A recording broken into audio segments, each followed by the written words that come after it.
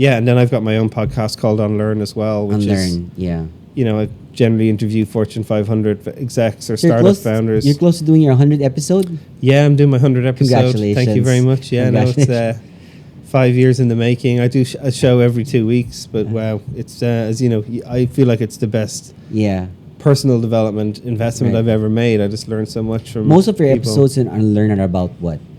Typically, people are, the idea is what have you had to unlearn in your own career? So even for yourself, if I asked you, what's something you had to unlearn that had a really big impact on your success? Right. Well, what comes into your mind when I ask you Usually it's bad habits. Right. Like my sleeping habits, I would say. Good, right? That's a great example, right? So again, like a lot of these lessons we learn in life, we think, oh yeah, I'm young, I can 5 hours sleep and I'll be fine. Then you read and you're like, yeah, God, if I don't get 7 hours sleep, I'm aging faster. Right. So all these small things that are like lessons we learn along the way.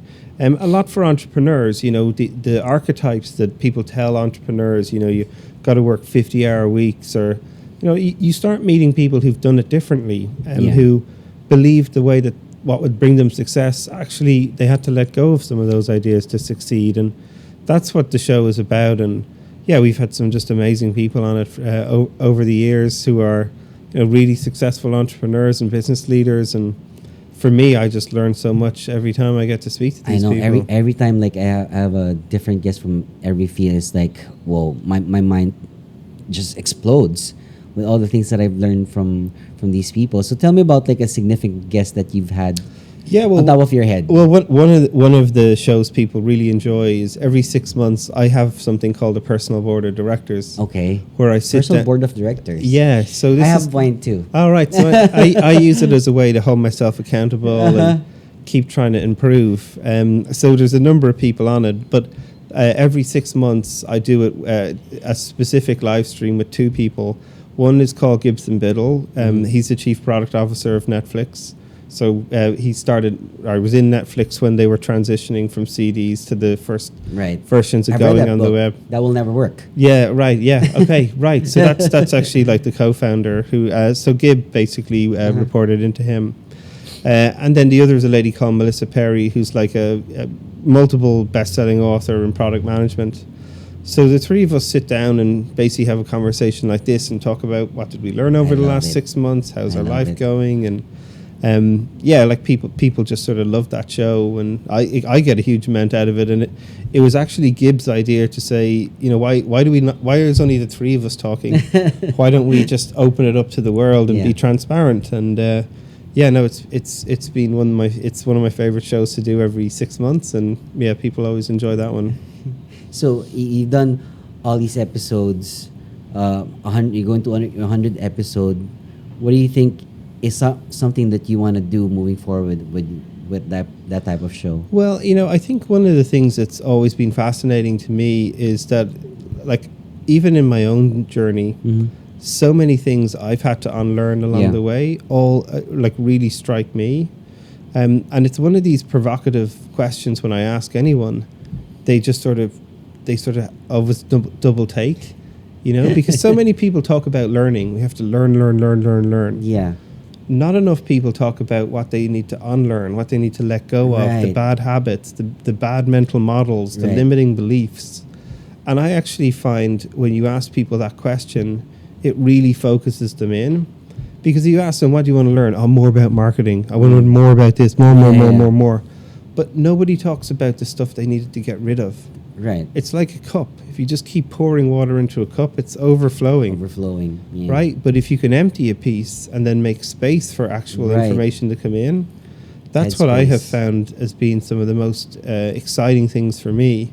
So I just enjoy doing it, and I'll keep doing it, I think, for a long time. It's like when the moment you learn like a bad habit, right? It takes some time. Like when someone starts like to, let's say, smoke a cigarette, the first time it's gonna be bad, right? It's horrible, right? And then you go to your 20th, your 50th cigarette. It's like, oh, this is good. Same like when I was a kid. Remember when I drank my first beer? I think I was 7 years old. My father gave me a San Miguel beer. You sure you're not Irish? It's like, ugh. It's like, ugh, you guys drink this. This is horrible, and you enjoy this. I remember that conversation I had with my uncles and my dad. But you grew up, and then you start drinking with your friends. So it's a bad habit that you learn, that you start drinking, right? I mean, we all know it's not really the benefits of drinking. It's super low compared to like the risk. Same with smoking, right? So when you learn like a good habit, you also can unlearn bad habits. Do you agree, right? Yeah, I think so. Yeah, like a lot of Because you learn how to smoke, you learn how to drink, you learn all these vices and stuff. You learn like how to sleep 3 hours and wake up the next day and feel energetic when you're 20. But when you hit like 40s, you're not. Like, I go out and I say, okay, if my friends take me out and say, okay, what time are you going home? Because I need to know that I'm in bed by 11. It's not like, okay, how late are we going out? Like, are we going out like 5 in the morning or 6 or something like that? No, it's not that anymore. I need to know that I'll be in bed 11, okay? Just to be sure with you guys. Right, but and there are all these like little things. Like, think about the first time you did a podcast. Yeah. To what you're doing like today. It sucked. Right? But like but there's things that you've learned, right? There's bits you've added to So it, stuff much, you've taken so away much, from it. yeah. Right? And like these is sort of, that's the unlearning for me. Is like maybe on the first show, I remember my first show, I was like, oh, I've got to be like, sound very professional. Right. I have to like almost pretend I'm a journalist. And I was trying to be somebody I wasn't. You wasn't, yeah. Right? And then as you do more shows, you're like, actually, Yeah. I just need to be me. Yeah. And if that's okay, Absolutely. right? Absolutely. So that was a great thing to unlearn, right? And where I didn't have to be like a BBC news presenter or something Yeah. like this. I just needed to be me, and that's the best show. Yeah. So I think like there are all these like little examples in life that we just learn, and that means unlearning some things. Yeah. I've had a recent guest in our podcast. Remember King Panda, right? So Hans was our guest, and he's a bodybuilder and a businessman at the same time. And I remember one thing I always said that getting fit is like 70% nutrition and 30% like working out. And he said, brother, there's no mathematics on like 70%, 30%. It's you go 100% on your health and you go 100% when you work out. There's no 70, 30 or 60. There's no math to it. You go 100%. It's either you do it or you don't, right? And stop being a bitch about it. I said, you're right. There's no math when it comes to being healthy. It's like you do it or you don't, right? And then he also said, like, rice is not like your enemy. It's a friend. It's only an enemy when you consume too much of it.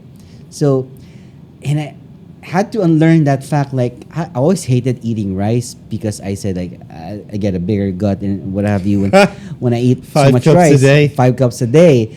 And he said, you just have to regulate it and spend that energy, because that's energy that you spend, that you use for your workouts. That's why you're short on your workouts, because you're not using enough carbohydrates inside your body. So those are things that I had to relearn and unlearn as well, because when he mentioned the 70-30, I mentioned the 70-30, and I said, that's something I follow. And he said, no, it's 100-100. When I started doing that, I felt like, okay, I'm more relaxed and more. So it's something that I learned, that I feel that, I'll be using moving forward. Because I've been working out like for 2 decades already. I started lifting weights like when I was 19. Nice. I'm 41 now. Yep. I've been working out since I was 19. There's so many myths about bodybuilding and working out and nutrition that I've debunked myself. And I know that's fake, that's real. There's no magic pill and stuff like those. So all these things you learn from people and experience as well, that you get from them. And especially when you talk to someone who's been there, who's been at the very apex of, of being the top of their game. Like I interviewed Professor Alvin Aguilar, who's a black belt in Brazilian Jiu-Jitsu. And, I've learned so much from him when it comes to being patient when it comes to playing the art of jiu-jitsu. So those are things you learn from the best of the best, right? But also I could learn that also from other people who have experience, right? All these things. Absolutely. When I started my podcast, I started watching podcasts of other people, and I said, oh my God, they're so good. They're like, it's like they studied like in a podcast university or something.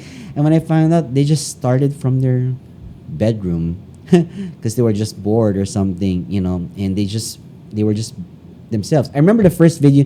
If you know this guy, MKBHD, right? He's one of my favorite tech bloggers in the world. He started one of his first vlogs as a 13-year-old or 14-year-old was a Dell laptop that he bought, and the lighting and everything was bad, and now he's probably the very top, right? Like him in Unbox Therapy, perhaps on the top. So everyone's gonna suck. Some people feel that when they start something, you have to be great, or they make excuses like, oh, I need better lighting, I need a better camera so I can start. In fact, they're just making excuses for themselves to start, right? Yeah, it's so true. Like the power of compound interest is one of the greatest powers on the planet.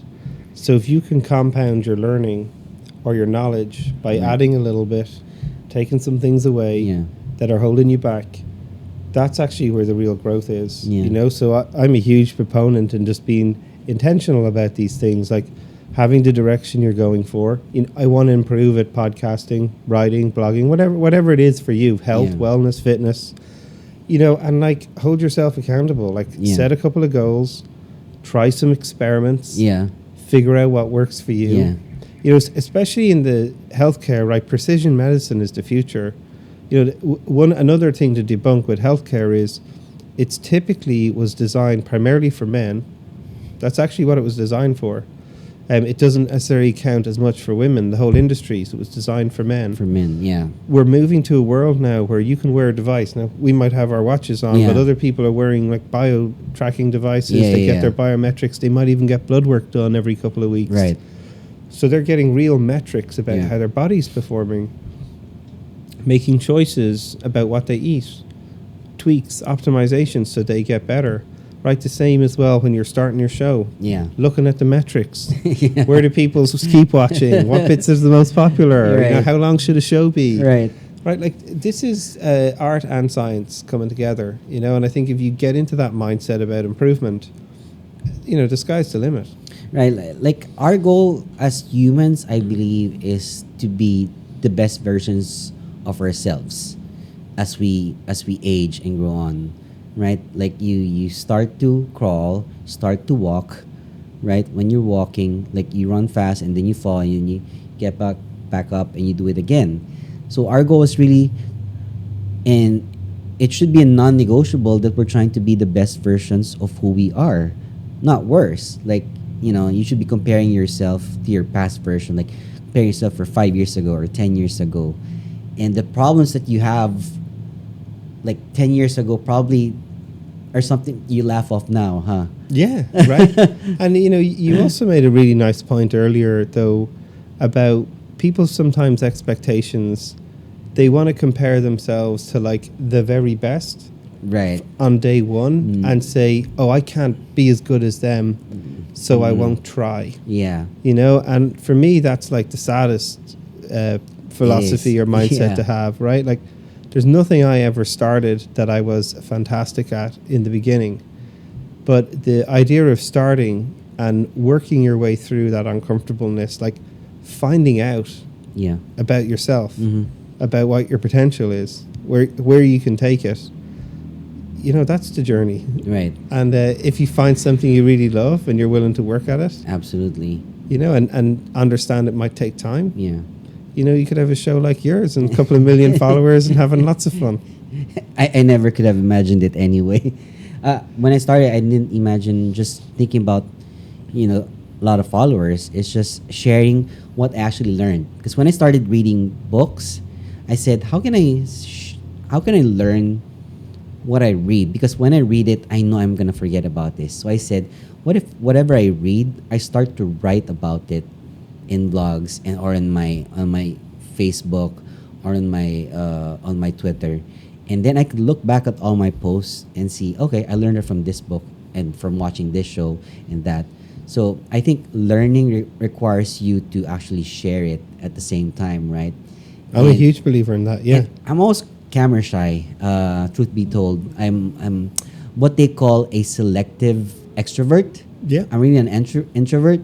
Like I would be scared to step on stage in front of a huge crowd. But now, if it's something that I know and I can talk about for like the next 30 minutes to an hour, I can stand in front of a crowd and not worry about it. Like what I'm gonna say and no. But if it's something I don't know and I'm asked to talk about it, I'll say hey, pass, because I don't want to be not me. Like if someone asked me to go on stage and they pay me $1 million to talk about finance, I'll say, talk to my wife. She knows more about finance than me. I know how to make money, but I don't know how to do something about that regardless. So if it's not something that I'm good at, I'd rather not talk about it. So it's because it's not me. It's not who you are. Like me, I'm into basketball. If you ask me and you start talking about, let's say, MLB, baseball or football, it's like, okay, I'll be interested in it, but it's not something that I know. So if we talk about it for an hour, I might be lost, like in translation at the same time with regard to it. So, but if there's no intention for me to actually learn about it, then you won't really learn, right? That's why I always say when you want to read books that you like. Don't read books that people say that they like, because their interest might not be the same as your interest, right? Because we have a lot of things that we are unique with each other, right? We have similarities to other people when it comes to interest, right? Interested about learning about stocks, for example. But then at the same time, it's different kinds of stocks or investments, right? So find something that you like. I always tell, like, when people don't go into trends, right? Something that you like or you're interested in, because you're going to invest your time in it, right? Right, your most valuable commodity. It's the most valuable commodity. Like, I don't care how wealthy you are, if your time is spent doing things for other people aside from yourself and growing yourself first, then what's the use? Yeah, and the point that really resonated with me was this idea of like writing and sharing what you learn is actually part of the process. You know, there's a famous saying of like, you see something, you do something, you teach something. Yeah. Right? And I think that's a huge part of it. You know, for me as well, I just started, like, I'm dyslexic. So I was literally, people would say to me, oh, you should write up what you're doing so people can understand it. And I had a solid history of like D minuses in English literature. So I was like sort of scared, you know, like, and who would listen and why? Yeah. But one of the biggest breakthroughs for me is I actually found, when I wrote my second book, I didn't write a word. I sat down with a journalist and I got them to interview me. And we would sit there and talk about the chapters and record it and instantly transcribe it on an AI transcription service. And then the journalist would take the transcript and edit it down a little bit and send it to me. And then I would sort of go, oh, I forgot that. And so we'd iterate really fast. And that's how I wrote Unlearn, the book. I barely typed any of the words. I talked it all. And, you know, and now it's international bestseller, and that's what got me there. Wait. You've written 2 books already? Yeah. Okay, I didn't know about that. So what was your first book about? Lean Enterprise. So it was part of Eric Ries. The Lean Startup was a huge sort of book in the startup community, written by Eric Ries. But a lot of people who weren't in startups were like, well, I'm not a startup. How do I do this? So me and 2 of my colleagues, Jez Humble and Joanne Molesky, wrote that book. It was part of Eric's series, and that just exploded. And the Lean Startup. Yeah. So it's there. It's up. Yeah. So like Eric's been on my show. He's a good friend. We used to live like 2 streets away from each other in San Francisco. Wow. Yeah. So, but I was just part of that community in the earliest days. It was a great community. The Lean series there was a book on analytics. Mine and Jez and Joanne's was on like entrepreneurship, and Ashman Marora. There's just a great set of people in that series. So that was the first one I wrote, and it just went crazy. When was this published? Oh God, it's like 2016 probably. It's not too far away. Yeah, no, isn't it? Maybe I thought you were gonna say 2003. No. So Lean Startup was like probably came out 2011, I think. Okay. Or 2013, I can't remember. And then we were probably 2 or 3 years after that, and and that's been super fun. This is the first time we talked to someone who actually wrote a book, huh? Oh, really? Right. This is the first time, right? Oh God, yeah. Most are readers or experts in their fields, right? Well, I'm extremely honored to be the first author you you've so had on much. here. I am a struggling author. No, it's again, but that's what resonated so much about what you were saying. This idea of all I was writing about is what I had learned. Yeah. The successes, the failures. It's a combination of, all these things that you learn from this one, this one. Absolutely. It's like you're cherry picking. Yeah. Because like all books have your takeaways. All the videos that you watch have these takeaways, right? All the people you talk to have a certain takeaway. And you put that and you learn that becomes a combination of who you are. Absolutely, yeah. And like that's the sort of special part of it all, and again, what was amazing about that is it brought a whole new group of people who cared about the same things as me, that were interested in the things I were, that had different ideas but wanted to debate them. Right. So like it's a very special thing when you put content out into the world, amazing things come back. And like I said, I became really good friends with a lot of these other people like Eric Rees and are all around the world, and that could never have happened if I didn't start writing this blog, even though it was really hard for me that I had to get 4 people to spell check it, and I was really embarrassed about even publishing anything. That's fine. Yeah, but you get there, that's you just have to start, and that's another unlearning for me. It was was the first step. Getting through that fear, right? It's real. The fear, getting through that fear. What goes beyond it? Like what goes? Okay, if I do this, if I let it out, this article out. Okay, what are you gonna say? Yeah, what are you gonna think? Yeah, right. And it's there's so many good points here. It's like, one, it's an act of vulnerability, right? Like you're putting yourself into the world and you're vulnerable. Yeah. And for many people, that is a very uncomfortable feeling. And oddly enough, what I have learned over my time now is if I'm not actively putting myself in uncomfortable situations, I start getting nervous because I'm just sticking to doing the same old stuff, doing the same old things. I'm not growing. So in an odd way, now if I don't have like one or two things that are sort of outside my comfort zone, I start getting a little bit like, ooh, this doesn't feel right. Yeah. And because if you learn it, you learn how to face fear. Yeah. Fear never goes away, but you learn how to face it and how to take smaller bets and start to like work your way through it. It's like you're gaining some muscles in places that you never thought you'd had muscles. Yeah. It's like muscle memory. Absolutely. It's like when I train basketball, it's like I do the same shot over and over again. It becomes, I know the muscles don't have memory, but in your brain, you know how strong your shot will be when you do the same thing over and over again. Yeah. So that's why the saying of, if I remember correctly, like with Bruce Lee, he's scared with the person who does the same kick 1,000 times rather than this person that does 1,000 different kicks. Yeah. Same like it's so true, as a basketball fan yourself, and obviously I'm a Golden State Warrior fan. Okay. And, one of the most funniest things is that even if you watch like the masterclass that Steph Curry did, I watched that. Right, all he talks about is doing 100 shots from one point, 100 shots from the next point, 100 from the next point. That's his warm-up routine before he even goes out and takes a shot, right? And before you could shoot from the farthest, you have to go to the nearest, the easiest one.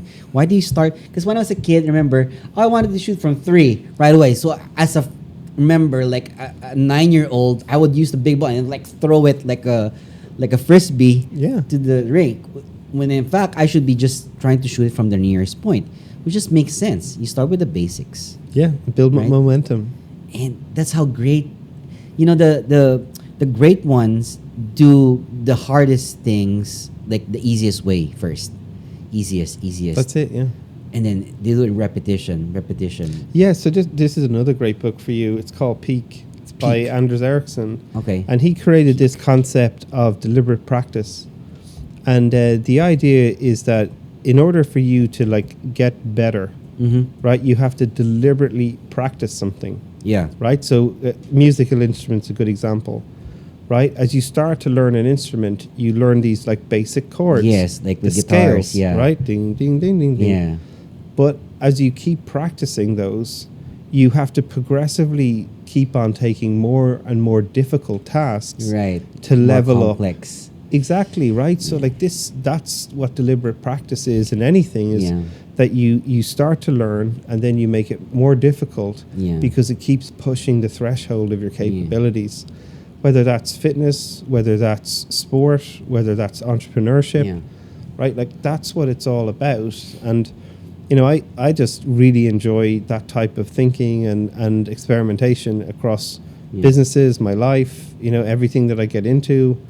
It's part of the process, you know, and I enjoy that as much as the destination. Yeah, the process where it should be more enjoyable rather than getting actually where you want to be. Like one of my goals, actually, I've never said this to people yet, is I want to learn like a third language. Oh wow! And the only way that you could actually is Mandarin. It's one great. of the toughest types because it's a good business language. Yeah. Because I go a lot to China and Hong Kong to transact business, and some parts of Singapore, is that I need to learn the language so I can do better business with who I'm speaking with. It's not them that adjust. I should be the one to adjust. So one of my goals is by the end of next year, I should be able to be at least conversational. And the way you actually do that is to immerse yourself. Like English is one of the things that we learn in school here in the Philippines growing up, but actually learned English first before Tagalog. Yeah, and I hear that's becoming... Because my parents talked to me when I was a kid in English. Yeah. You know, the education was different back then compared to now, of course. There's difference, but I learned English first before our native language. It's so weird, right? But it should be the other way around, right? But well, it's the same in Ireland where I grew up, okay. right? Ireland's obviously colonized by the British. Yeah. First thing you do when you colonize a country is kill the culture. So the language was actually outlawed in Ireland for many years, but we study Irish from the ages of 6 to 18. You have to study it to get into university. But in Ireland is a small country, like we're only 4 million compared to 100 million obviously in the Philippines. But once you go outside Ireland, it's not as utility, right? Yeah. But I always think like being born into an English-speaking country is sort of, it's a blessing and curse, you know, because people want to speak English to you wherever you go, right? And I was lucky to learn French, and obviously later in life. The French language. Yeah, exactly. It's a language of love. Oh yeah, sounds good. But like just like little things like this, though, right? But again, like Mandarin is such, right? Putting yourself in that uncomfortable situation, having the goal, right? You know, going and living in, you know, well, you're going to have to go hang out in Beijing basically to get, or wherever you want to go. Yeah. But it's like that's part of the process. Yeah. You know, and who wouldn't want to like to speak to 1.3 billion people out there? You may as well say hello to them. Just segue. My wife loves the Irish accent. That's why she loves Conor McGregor. Okay. Whenever he talks. Well, so we'll say hello to your wife from Conor McGregor. You're doing nothing. Yeah. That's why she loves watching Peaky Blinders with me. Oh, great. Yeah, Killian. Yeah, because of the accent that they have. It's one of my favorite shows. Yeah. As well. Probably one of the best series of all time as well. Yeah, no, we've done well in Ireland. Like, you know, we're really proud of a lot of these actors and athletes that have represented the country really well. And, you know, we're lucky we'll keep doing it, hopefully. When was the last time you were in Ireland? I'm actually heading back now in 3 weeks. It's the first time I've been back in 3 years with the pandemic. Oh, wow. So you were there pre-pandemic, 2019? I was very lucky, yeah. I have a 4 and a 2-year-old. So I got to bring my 4-year-old, who was 2, home just before the pandemic happened. But my parents have never met my 2-year-old, so I'm looking forward to that. Okay. Well, thank you so much for your time. I appreciate it. Yeah, no, super fun to talk. I love it. Yeah, no, it's always fun to talk about. Like, it's the first time I talked to a book author. That's crazy. It's my pleasure. So yeah, maybe I'll come back again. We can talk some more. Who knows? For sure. Yeah. We definitely should. I appreciate it. Thanks for your time. Pleasure.